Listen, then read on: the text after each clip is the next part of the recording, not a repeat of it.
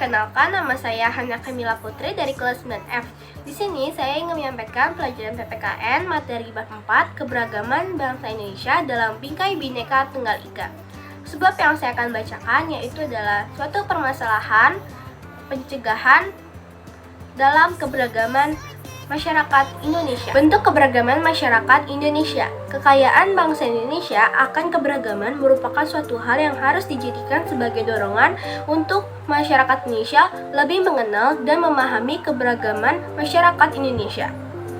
Keberagaman masyarakat Indonesia meliputi suku bangsa, adat istiadat, agama, bahasa daerah, pandangan politik, dan golongan.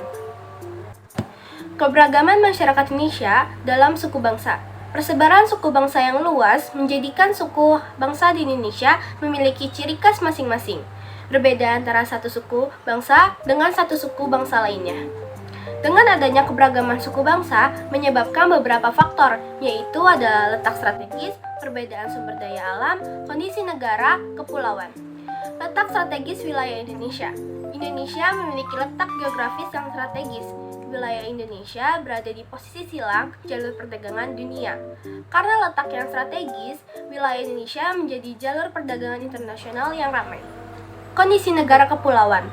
Indonesia memiliki beribu-ribu pulau. Pulau-pulau besar dan kecil yang sudah lebih dari 17.000 membentang dari Sabang sampai Merauke.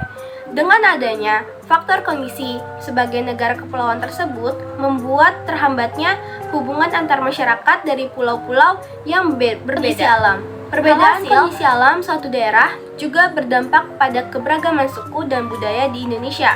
Beberapa perbedaan ini seperti mata pencarian, makanan pokok, pakaian, kesenian, kebiasaan, bentuk rumah, tata kehidupan masyarakat, juga kepercayaan masyarakat suatu daerah.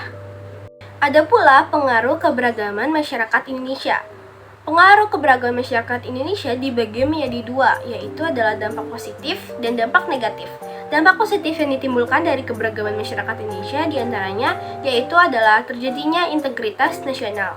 Yang kedua, menjadi sarana untuk memajukan pergaulan antar suku, agama, budaya, dan golongan. Yang ketiga, dapat memperkaya khazanah budaya bangsa. Di samping itu, ada pula dampak negatif yang ditimbulkan dari keberagaman masyarakat Indonesia, diantaranya yaitu adalah terjadinya konflik dalam masyarakat. Yang kedua, munculnya sikap primodalisme, yaitu adalah suatu pandangan yang berpegang teguh pada hal-hal yang dibawa sejak kecil, baik mengenai tradisi, adat istiadat, kepercayaan, maupun segala sesuatu yang ada di lingkungan pertamanya. Yang ketiga, munculnya sikap etnosentrisme, yaitu suatu pandangan yang menganggap bahwa suku bangsanya sendiri lebih unggul dibandingkan dengan suku bangsa lainnya. Yang keempat yaitu adalah fanatisme. Fanatisme yang berlebihan yaitu adalah paham yang berpegang teguh secara berlebihan terhadap keyakinan sendiri sehingga menganggap salah terhadap keyakinan yang lain. Dalam keberagaman masyarakat, maka akan muncul suatu permasalahan dalam keberagaman masyarakat Indonesia. Dalam kehidupan bermasyarakat, kita biasanya memiliki perbedaan pendapat antara individu dengan individu lainnya atau kelompok dengan kelompok lainnya. Sehingga dengan hal tersebut akan menyebabkan suatu konflik. Konflik adalah hal yang biasanya muncul akibat adanya perbedaan dalam berpendapat antar masyarakat. Berawal dari konflik biasanya akan memicu suatu kekerasan yang terjadi dalam kehidupan. Konflik juga biasanya diciptakan secara alamiah dengan individu atau berkelompok karena pihak tersebut tidak memiliki tujuan yang sama serta perbedaan sikap, kepercayaan yang berbeda.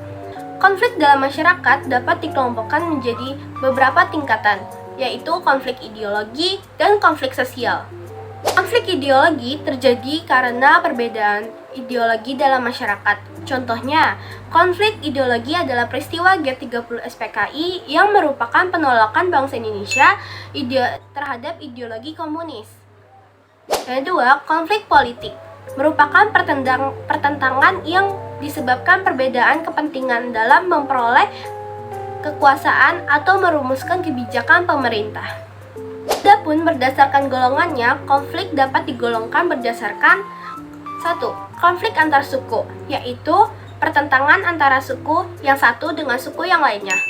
Perbedaan suku seringkali menyebabkan perbedaan adat istiadat, budaya, sistem kekerabatan, dan norma sosial dalam masyarakatnya.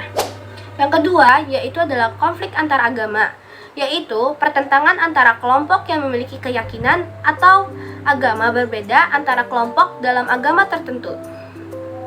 Yang ketiga, yaitu adalah konflik antar ras, yaitu pertentangan antara ras yang satu dengan ras yang lainnya. Yang keempat, yaitu adalah konflik antar golongan, yaitu adalah pertentangan antara kelompok atau golongan dalam masyarakat.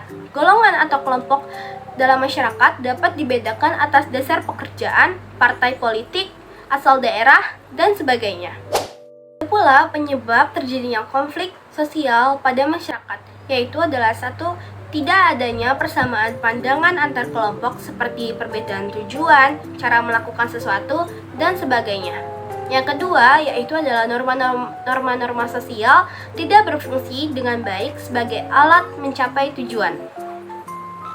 Yang ketiga, adanya pertentangan norma-norma dalam masyarakat sehingga menimbulkan kebingungan bagi masyarakat. Yang keempat, yaitu sanksi terhadap pelanggar atas norma tidak tegas atau lemah. Yang kelima, yaitu adalah tindakan anggota masyarakat yang sudah tidak lagi sesuai dengan norma yang berlaku. Keenam, terjadinya proses disosiatif, yaitu proses yang mengarah pada persaingan tidak sehat, tindakan kontroversial, dan pertentangan konflik.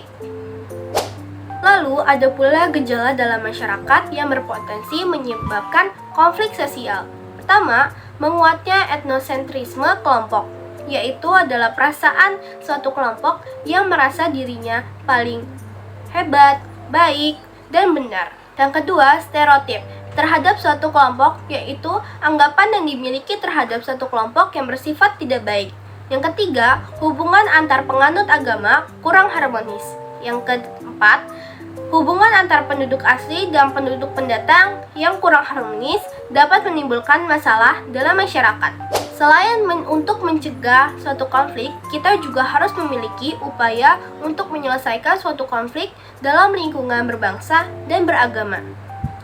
Caranya yaitu 1. Dengan berpegang teguh pada Pancasila sebagai dasar negara dan ideologi nasional dalam menyelesaikan persoalan dalam kehidupan berbangsa dan bernegara. Yang kedua, sikap saling menghormati sehingga terbina kerukunan umat beragama.